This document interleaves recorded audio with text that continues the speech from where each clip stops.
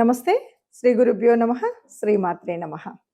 ఆదిత్యాయ చ సోమాయ మంగళాయ బుధాయ చ గురుశుక్ర శనిభ్యే రాహవే కేతవే నమః. జపా కుసుమ సంకాశం కాశ్యపేయం మహాద్రుతిం తమోరిం సర్వపాపఘ్నం ప్రణతోస్మి దివాకరం. ఆదిత్యాది నవగ్రహాలకు కలుస్తూ ప్రతి మాసం చెప్పుకున్నట్టుగానే మనం ఈ మాసం గోచార ఫలితాలను తెలుసుకుందాం. మార్చి 2026 గోచార ఫలితాలు ఎలా ఉంటాయి అని తెలుసుకోవడానికి ముందు ఇక్కడ ఈ మార్చికి మాత్రం ఒక ప్రత్యేకత ఉంది. ఎందుకంటే సగం మాసం వరకు సనాతన ధర్మంలో మనం చెప్పుకున్నటువంటి మన పండగ, మన తొలి సంవత్సరాది ఏదైతే ఉందో, తొలి ఉగాది ఏదైతే ఉందో అక్కడి నుండి చెప్పుకోవాల్సినటువంటి పంచాంగం, అక్కడి నుండి వినవలసినటువంటి ఫలితాలు ఏవైతే ఉన్నాయో అది ఈ మార్చి మాసానికి వచ్చేసరికి ఒక 15 రోజుల వరకు దాదాపుగా 15, 16, 19వ తారీఖు ఉగాది వస్తుంది కాబట్టి అక్కడి వరకు విశ్వావసు నామ సంవత్సర ఫలితాల్లో ఉండి ఆ తర్వాత మనకి పరాభవ నామ సంవత్సరం మొదలవుతుంది. ఇది కాస్త 2 అంటే కొత్త పాత 2 సంవత్సరాలను కలుపుతూ ఉన్నటువంటి మాసంగా మనం ఈ మార్చి మాసాన్ని చెప్పుకోవచ్చు. ఇక ఈ మాసానికి కనుక గోచార ఫలితాలను తెలుసుకునేటప్పుడు అసలు గోచారంలో మనకు ఉండవలసినటువంటి గ్రహస్థితి ఈ మాసంలో మరి ఎలా ఉంది, ప్రారంభంలో ఎలా ఉంది, చివరిలో ఏదైనా మార్పు ఉందా అని కనుక చూసినట్టయితే ముందుగా ఇందులో మనకి కుంభరాశిలో మొన్నటి వరకు మనకు తెలుసు అధిక గ్రహాలు అక్కడ ఉన్నటువంటి సంగతి. 15 వరకు రవి అందులోనే ఉంటాడు, రాహు అక్కడే ఉన్నాడు, కుజుడు కూడా అక్కడ ఉన్నాడు. ఇక మీనరాశిలోకి వస్తే మరి మీనరాశిలో మనకి శుక్రుడు, శని ఇద్దరు అక్కడ ఉంటారు. మనకి గ్రహాల తేడా కూడా మనకు కనిపిస్తుంది. శుక్రగ్రహానికి వచ్చేసరికి ఆయనకు ఉచ్చస్థానమైనటువంటి స్థానంలో శుక్రుడు ఉన్నాడు. ఇక గురువు మిథునంలో ఉంటాడు. ఇది మనకు కనపడుతుంటే ఇక మరొక గ్రహం కేతు సింహరాశిలో ఉంటాడు. ఇది మనకు నవగ్రహాలు ఎక్కడ ఉన్నాయని. చంద్రుడు ప్రారంభంలో అయితే మనకి కర్కాటకంలోనే ప్రారంభమవుతాడు.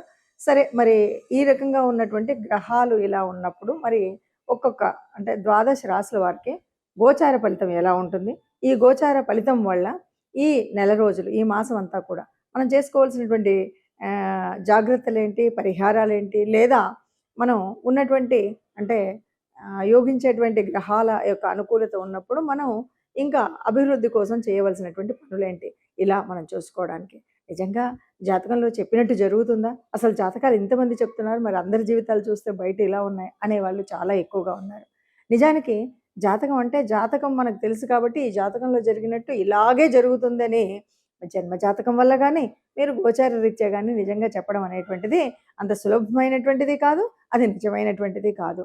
ఎందుకు అంటే మనకు గోచార ఫలితం ఉన్నప్పుడు కూడా ఎట్లా ఉంటుంది అంటే ఒక రకంగా చెప్పాలంటే ఏదైనా కష్టం వచ్చినప్పుడు ఆ కష్టాన్ని తట్టుకోవడానికి ఓ సహాయం చేసేటువంటిది, ఆ కష్టాన్ని తప్పుకొని కొద్దిగా ముందుకు వెళ్ళడానికి మనకు కావాల్సినటువంటి ఒక చేయూతనిచ్చేటువంటి ఒక మార్గదర్శనం చేసేటువంటిదే. అలాగా జాతకం కూడా అంతే. మనం ముందు తెలుసుకోవడం ఎందుకు అంటే ఈ కష్టం రాబోతుంది కాబట్టి ఇలా ఉండకండి. ఆ కష్టం ఎందుకు వస్తుంది? నీ దురుస్తనం వల్ల రావచ్చు, లేదు కుజుడు ఉన్నాడు కాబట్టి నీ తొందరపాటుతనంలో రావచ్చు. ఇలాంటి విషయాలు చెప్తూ ఉంటాం కాబట్టి ఆ తొందరపాటును తగ్గించుకోవడం, ఇతరులతో మాట్లాడేటప్పుడు మంచిగా మాట్లాడడం, ఈ విషయాల వల్ల ఉంటుంది. కాబట్టి జాతకం అనేది ప్రతి మాసం తెలుసుకోవాల్సిందే. గోచార రీత్యా ఎలాంటి మార్పులు ఉన్నాయి, మనం ఏం మార్పులు తర్వాత ఏ రకంగా ఏ దేవతానుగ్రహం కావాలి మనకు, ఏ గ్రహానుగ్రహం కావాలి అన్నది తెలుసుకుంటూ ముందుకు వెళ్ళవలసిందే. అలా మరి ఈ మార్చి మాసంలో ఒక్కొక్క రాశి వారికి ఎలాంటి ఫలితాలు ఉన్నాయో నెమ్మదిగా చూద్దాం. తదుపరి రాశి సింహరాశి. సింహరాశి వారికి ఎలా ఉంటుంది అంటే సింహరాశి వాళ్ళకి చాలా గట్టి నమ్మకం ఒకటి ఉంటుంది. ఏదైనా సరే మేము సాధించగలుగుతాం, చేయగలుగుతాం అని. ఎందుకంటే వాళ్ళకి ఉన్నటువంటి సంకల్పం మెయిన్గా ధైర్యం ఎక్కువగా ఉంటుంది. రాచరికం, టీవీ ఇలాంటివన్నీ కూడా చాలా ఎక్కువగా ఉంటాయి కాబట్టి ఎప్పుడు కూడా చాలా వరకు కష్టాలు వస్తుంటాయి కానీ కష్టాలను తట్టుకోవడం కాదు, ఇది జరిగే పని కాదు అని ఉంటుంది. కానీ ఇప్పుడు ఈ మార్చి మాసంలో చెప్పాల్సింది ఏంటంటే, మార్చి మాసం అని కాదు, ఇప్పుడు నడుస్తున్న కాలం అంతా కూడా మీరు అర్ధాష్టమ శనిలో ఉన్నారు. ఈ అర్ధాష్టమ శనిలో ఉన్నాము అన్న సంగతిని గుర్తుపెట్టుకొని ఊరికే బాధపడమని కాదు. అర్ధాష్టమ శనిలో ఉన్నప్పటికి కూడా ఏం కాదు. కాస్త ఏముంటుందంటే మీకు బద్ధకం ఉంటుంది. బద్ధకం ఉంది కాబట్టి ఆ పని చేయలేము. ఏ పనన్నా సరే చేద్దాం అనుకుంటాం, చేయలేము. చేయలేకపోవడం వల్ల మనకు రావాల్సినటువంటి లాభాలు రావు. మనం అనుకున్నటువంటి గొప్పనైనటువంటి ఫలితం ఏదైతే పొందాలనుకుంటున్నామో ఆ ఫలితం పొందలేము. అంతేకాకుండా ఈ బద్ధకం వల్ల, చేయాల్సిన పని చేయకపోవడం వల్ల, అది ఆగిపోవడం వల్ల అనుకోని కోపం. ఈ కోపం వల్ల మనం మాట్లాడే తీరు మారుతుంది. ఈ మాట్లాడే తీరును కాస్త కఠినంగా మాట్లాడినప్పుడు ఒక ప్రాబ్లమ్. ఎట్లా? వ్యాపారంలో కానీ, అంటే వ్యాపారం అనుకోండి, పక్క వాళ్ళతో ఇదే గొడవలాగా అనిపిస్తుంది. మనం గబుక్కున ఏదో అనడం వల్ల. అక్కడ మనకు చెడుతుంది. అలా కాదు, ఇంట్లోనే కదా, మా ఆవిడే కదా, లేకపోతే మా ఆయనే కదా అనుకోని కూడా మనం మాట్లాడే తీరులో కఠినంగా ఉన్నా, ఎందుకు గ్రహాలు అనుకూలంగా లేవు కాబట్టి, మీరు మా వాళ్ళేలే అని వాళ్ళు అనుకునే పరిస్థితి ఉండదు కాబట్టి, ఓ గొడవకు దారి తీస్తుంది. గబుక్కున మాట జారడం వల్ల మన పక్కింటి, ఎదురింటి వాళ్ళతో కూడా కొన్ని ఇబ్బందులొచ్చేటువంటి పరిస్థితి ఉంది. ఇవన్నీ రాకుండా అట్లాగే ఉద్యోగాల్లో ఇప్పుడు నిజం చెప్పాలంటే మంచి అవకాశం ఉన్నటువంటి పరిస్థితి. 10వ స్థానాన్ని చూస్తే గనక. మంచి అవకాశం ఉంది. కానీ ఈ అవకాశాన్ని సద్వినియోగం చేసుకోవాలంటే మీరు చాలా జాగ్రత్తగా, మీరు మాట్లాడే తీరు, ముఖ్యంగా సమయపాలన. అంటే ఆలస్యం, బద్ధకం వీటిని వదిలేసి కాస్త మాట్లాడే తీరులో కొద్దిగా అంటే నాకన్నీ వచ్చు కదా అని కొద్దిగా గాంభీర్యతతో మనం మాట్లాడే పద్ధతి మార్చకుండా, మనం ఒబీడియన్స్ అనేది ఉంటుంది కదా! అది చాలా ఎక్కువగా ఉన్నట్టయితే నిజంగా పట్టిందల్లా బంగారం అవుతుంది సింహరాశి వారికి. అర్ధాష్టమ శనిలో ఉన్నప్పటికి కూడా. కానీ మనం చేయాల్సింది ముఖ్యంగా బద్ధకాన్ని వదిలి పక్కన పెట్టాలి. ఎవరితో మాట్లాడినా జాగ్రత్తగా మాట్లాడాలి. మర్యాదగా మాట్లాడాలి. కొన్నిసార్లు నా వాళ్ళే కదా అని స్నేహితులతో గానీ, ఇంట్లో వాళ్ళతో గానీ, నీ కార్యాలయంలో గానీ, నీ వ్యాపారం దగ్గర గానీ, అతి చనువుతో మాట్లాడిన మాటలు కూడా కొంత కోపాన్ని, శత్రుత్వాన్ని తెచ్చే విధంగా ఉంటాయి గాబట్టి, ఈ మాసమంతా కూడా జాగ్రత్తగా ఉండడం మంచిది. ఈ మాసం అసలు అర్ధాష్టమ శని ఉన్నంత వరకు కూడా అలాంటి మా స్థితిలో ఉన్నట్టయితే మీ విజయాన్ని ఎవ్వరు వెనక్కి తీసుకురాలేరు. దిగ్విజయంగా ముందుకు వెళ్ళగలుగుతారని చెప్పొచ్చు. ఇదండి ఈ మాస ఫలితం. ఇలా ఒక్కొక్క గ్రహం వల్ల ఒక్కొక్క ప్రభావాన్ని మనం చూస్తున్నాం కదా! అంటే ఇది గ్రహాల యొక్క తత్వం ఒక్కటే కాదు. మనకు కూడా జన్మజాతకంలో ఉన్నటువంటి అంతకుముందే ఉన్నటువంటి గ్రహాల ఉపస్థితి వల్ల కావచ్చు, లేకపోతే జరుగుతున్న దశ, అంతర్దశల మూలంగా కూడా కావచ్చు. మనం ఇప్పుడు ఏదైతే చెప్పుకున్నామో అలాగ మాకు జరగలేదండి, లేదు అలాగంటే బాగా జరిగిందండి, లేదు అలా చెప్పారు గానీ ఇలా జరిగిందండి అనే మాటలు వింటుంటాం కాబట్టి, దానికి కారణం ఏమిటి అంటే, ముఖ్యంగా మనకు జన్మజాతకంలో మనకు నడుస్తున్నటువంటి మంచి యోగించే గ్రహాలు మనకు అనుకూలంగా ఉండేవి ఉండవచ్చు. లేదా నడుస్తున్నటువంటి దశ, అంతర్దశలు చాలా బాగా ప్రభావితం చేసేటువంటివిగా ఉండొచ్చు. కానీ అలాంటప్పుడు కూడా కొన్నిసార్లు కొన్ని రకాలైనటువంటి గ్రహాల యొక్క యుతుల వల్ల గానీ, గ్రహాల యొక్క దృష్టుల వల్ల గానీ కొన్ని మార్పులైతే తప్పకుండా జరుగుతాయి.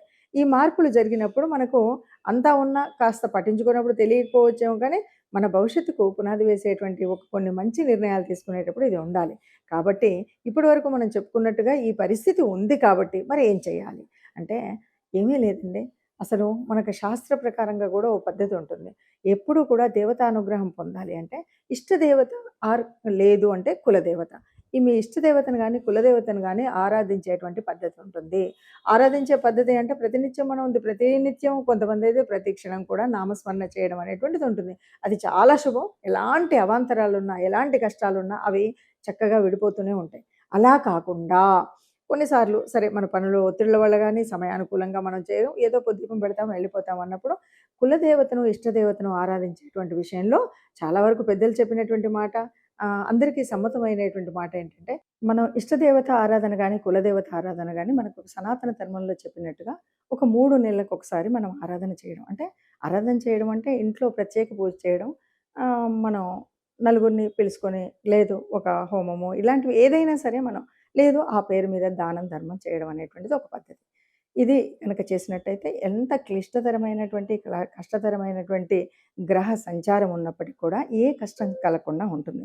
ఇక ఈ నెలకు కనుక మనం ఆలోచించినట్టయితే, ఈ నెలలో ప్రత్యేకించి మనము పూజించవలసినటువంటిది, ఆరాధించవలసింది ఎవరిది అంటే, ఇది వసంత ఋతువు వస్తుంది. చైత్ర మాసంలో వచ్చేటువంటి రాబోయేటువంటి చైత్ర నవరాత్రులు వస్తున్నాయి గనక ఆ విష్ణుమూర్తి ఆరాధన, లేకపోతే ప్రత్యేకించి రామనామము, రామనామ జపం.